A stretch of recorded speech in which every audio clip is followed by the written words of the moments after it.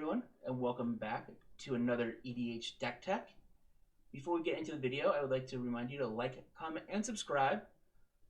Also, you can follow me on twitch.tv/Jarvis_Moonbeam, Twitter and Instagram at Jarvis_Moonbeam, and you can join my Discord by following the link in the description of the video, as well as finding the deck list to this deck in the description of the video. The deck we're doing today is Umbris Manifest. Umbris Manifest is a nightmare horror that costs 3 a blue and a black.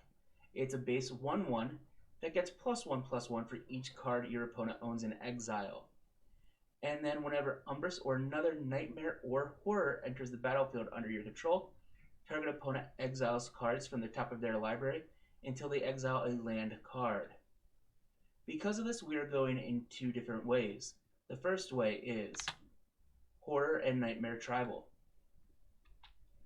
Abyssal Gatekeeper costs 1 and a black. If it is put into a graveyard from play, each player chooses and sacrifices a creature he or she controls. Spell Skite is 2 generic. It is a 0/4 that for a Phyrexian blue, you can change the target of target spell or ability to Spell Skite. Thing in the Ice, 1 and a blue, Defender. Enters the battlefield with 4 ice counters on it. And whenever you cast an instant or sorcery spell, remove an ice counter from Thing in the Ice. Then if it has no ice counters on it, transform it.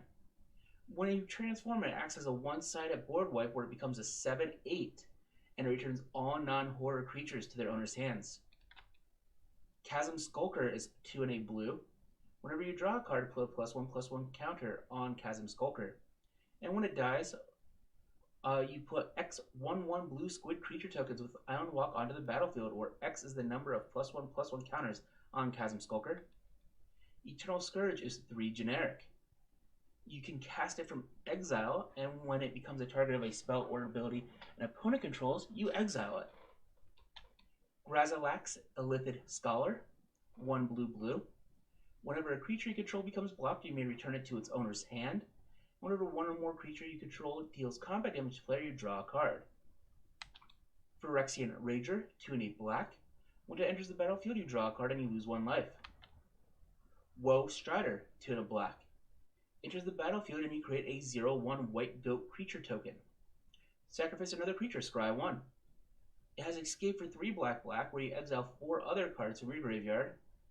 You may cast this card from your graveyard for its escape cost, and it escapes with 2 +1/+1 counters. Dread Presence, 3 and a black. Whenever a swamp enters the battlefield under your control, choose 1, draw a card and lose a life, or it deals 2 damage to any target and you gain 2 life. Hell's Caretaker, 3 and a black. You can tap it to sacrifice a creature and return a target creature card from your graveyard to the battlefield, and you can only activate it during your upkeep. Overcharged Amalgam, 2 blue. Flash Flying with Exploit, which means when it enters the battlefield, you can sacrifice a creature, and if you exploit Overcharged Amalgam, you counter target spell, activated ability, or triggered ability. Phyrexian Obliterator, black. It has trample, and whenever a source deals damage to it, that source's controller sacrifices that many permanents. Ravenous Chupacabra, 2 black. When it enters the battlefield, destroy target creature an opponent controls. Mind Flayer, 3 blue. One of the few theft cards in the deck. When Mind Flayer enters the battlefield, gain control of target creature for as long as you control Mind Flayer. Now, I do want to pause here when it comes to the topic of theft. Because of me playing a lot more Spell Table, I like to build these decks in a way that I would play them. And I'm trying to limit the number of theft effects I play because of playing Spell Table. If this was an in-person only deck, I would be playing a lot more effects like Thief of Sanity, Xanathar, Siphon Insight, Gonti. But since I'm not, I want to limit them as much as I can. Sludge Monster, 3 blue. Whenever it enters the battlefield or attacks, you put a slime counter on up to 1 other target creature. Non-horror creatures with slime counters on them lose all abilities and have base and power and toughness 2/2. Doom Weaver, 4 black. It has Reach and Soul Bond, which means when it enters the battlefield, you could go and connect it to another creature essentially. And as long as Doomweaver is paired with another creature, each of those creatures has, when this creature dies, draw cards equal to its power. Hullbreaker Horror. 5 blue. One of the best cards in Standard right now. Has flash. Can't be countered. Whenever you cast a spell, choose up to 1. Return target spell you don't control to its owner's hand. Return target non-land permanent to its owner's hand. Kirik, Son of Yawgmoth. 4 and 3 Phyrexian black. It has a lifelink, and for each black mana and a cost, you may pay 2 life rather than pay that mana. Whenever you cast a black spell, it gets a +1/+1 counter. Toxrill the Corrosive. 5 black. At the beginning of each end step, put a slime counter on each creature you don't control. Creatures you don't control get -1/-1 for each slime counter on them. Whenever a creature you don't control with a slime counter on it dies, create a 1/1 black slug creature token. And for a blue and a black, you can sacrifice a slug to draw a card. Ashiok Nightmare Muse is 3 a blue and a black.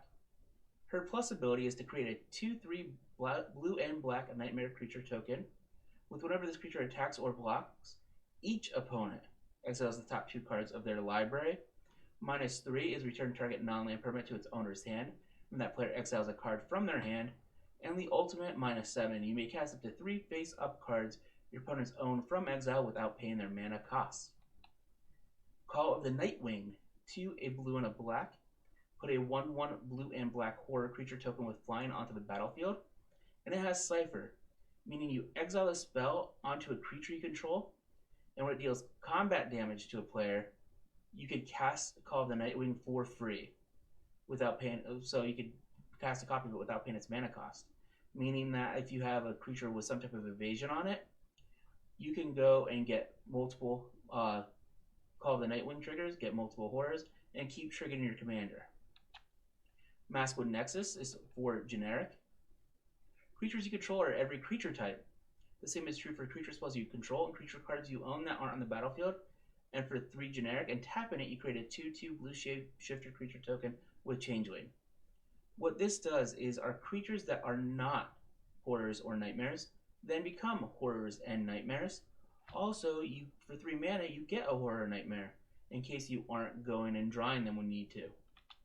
And Reflections of Lityara, 4 and a blue. Enchantment. When it enters the battlefield, choose a creature type, in this deck most often horrors, and whenever you cast a spell of the chosen type, you copy that spell. The second way that we're leaning is Exile effects. Since he gets bigger from exile cards in exile that your opponents own, you want to go and exile more cards. The first is Dothy Void Walker, 2 black, Shadow. If a card would be put into an opponent's graveyard from anywhere, instead exile it with a void counter on it. You can sacrifice Dothy Void Walker and choose an exile card an opponent owns with a void counter on it, and you may play it this turn without paying its mana cost. Sursu Dimir Lobotomist, 2 a blue and a black. Whenever you cast a blue spell, you exile the top card of target player's library. Whenever you cast a black spell, you do the same thing. And your opponents can't cast spells with the same name as a card exile with Sursu. Una, Queen of the Fae, 3 Dimir, with flying, and then for X Dimir, you choose a color. Target exiles the top X cards of their library. For each card of the chosen color exiled this way, you create a 1/1 blue and black fairy rogue creature token with flying. Sire of Stagnation, 4 a blue and a black, Devoid. Whenever a land enters the battlefield under an opponent's control, that player exiles the top 2 cards of his or her library, and you draw 2 cards. Ulamog the Ceaseless Hunger, 10 generic. Whenever you cast Ulamog, you exile 2 target permanents. He has Indestructible, and whenever he attacks, defending player exiles the top 20 cards of his or her library.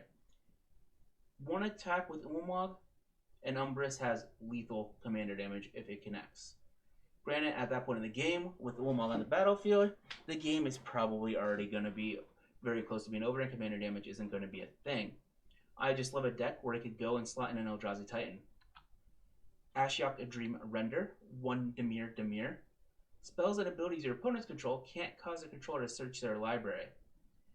She has a -1 where target player puts the top 4 cards of their library into their graveyard, then exile each opponent's graveyard. Ashiok Nightmare Weaver, 1 a blue and a black. +2, exile the top 3 cards of target opponent's library. -X, put a creature card with converted mana cost X exiled with Ashiok Nightmare Weaver onto the battlefield under your control. That creature is a nightmare in addition to its other types. -10, exile all cards from all opponents' hands and graveyards. Another theft effect that I probably am going to be using just to cause damage, Mnemonic Betrayal, 1 a blue and a black. Exile all cards from all opponents' graveyards. You may cast those cards this turn. You may spend mana as though or mana of any type to cast those spells. At the beginning of the next end step, if any of those cards remain exiled, return them to their owner's graveyards, and you exile Mnemonic Betrayal. Tasha's Hideous Laughter, 1 a blue and a blue. Each opponent exile cards from the top of their library until that player has exiled cards with total mana value 2 or more. So even in casual Commander, not factoring lands in, most decks run between 3 and 4 average mana value. So for each opponent, you're probably going to average anywhere between 4 and 6 cards. So you're going to be anywhere between 12 and 18 cards exiled just with Tasha's Hideous Laughter, which can very likely go and be a one-hit. You could even get higher than that if you're playing someone with a rather low curve. It could be a big hit with Umbris. Void Shatter, 1 a blue and a blue, has the Void, and counter target spell. If that spell is countered this way, you exile instead of putting it into its owner's graveyard. Deadly Rollick, 3 and a black. This is the black version of the if you control commander card, and you exile target creature. Eat to Extinction is 3 and a black. Exile target creature or planeswalker. You then surveil 1 essentially. Soul Guide Lantern, 1 generic. When it enters the battlefield, exile target card from a graveyard. You can sacrifice it, and you exile each opponent's graveyards. And for 1 in sacrificing it, you draw a card. Leyline of the Void, 2 black. If it's in your opening hand, you play it for free. Otherwise, if a card would be put into an opponent's graveyard from anywhere, exile it instead. Bojuka Bog. It enters the battlefield tapped, but when it enters, you exile all cards from target player's graveyard, and it taps for black mana. Hive of the Eye Tyrant. If you control 2 or more other lands, it enters tapped. Taps for black, and for 3 and a black, it becomes a 3/3 black beholder creature with menace, and when it attacks, you exile a target card from defending player's graveyard, but it's still a land. Scavenger Grounds. Tap for a colorless, or for 2 and sacrificing a desert, you exile all cards from all graveyards. The other way to win, other than exiling or the other horrors or nightmares we have, is doing commander damage. And to do commander damage, you have to give your commander typically some form of evasion if it doesn't already have it, which Umbris doesn't have any evasion of its own. Or you could just make it trample over with a card like Shadow Spear. For 1 generic, it gets +1/+1, has trample and lifelink. For 1 generic, permanent to your opponent's control, lose hexproof and indestructible until end of turn, and it equip cost is 2. Trailblazer's Boots, 2 generic, equipped creature has non-basic land walk with equip 2, and if you're playing commander, you know that everyone's playing non-basics. Sword of Hearth and Home for 3 generic. This only works if you're going up against a green deck or a white deck, because it has protection from green and white. But it does go and function as a ramp piece, and also another ETB for Umbris. Whenever it deals combat damage to a player, exile up to 1 target creature you own, then search your library for a basic land card, put both cards onto the battlefield under your control, then shuffle. Equip cost is also 2. Whisper Silk Cloak for 3 generic. Equipped creature is unblockable, and it has Shroud, which means it can't be targeted even by yourself. And equip 2 again. Rogue's Passage, tap for a colorless for 4 generic and tapping it. Target creature can't be blocked. And finally, Shizo Death Storehouse. Add black to your mana pool, and for black and tapping it, target legendary creature gains fear until end of turn. Finally, we get to the interaction, good stuff, or win more cards. So good stuff like card draw, counter spells. Well, the interaction would be counter spells removal, stuff like that. You have Notion Thief, 2 a blue and a black. Adds flash, and if an opponent would draw a card, except the first one they draw in each of their draw steps, instead that player skips that draw and you draw a card instead. Solemn Simulacrum, Sad Robot, 4 generic. When it enters the battlefield, you search your library for a basic land card, put it onto the battlefield tapped, then shuffle. When it dies, you may draw a card. Wandering Archaic, 5 generic. Whenever an opponent casts an instant or sorcery, they may pay 2. If they don't, you may copy the spell. You may choose new targets for the copy. Scheming Symmetry, a single black. Choose 2 target players. Each of them search your library for a card, then shuffle their library and put that card on top of it.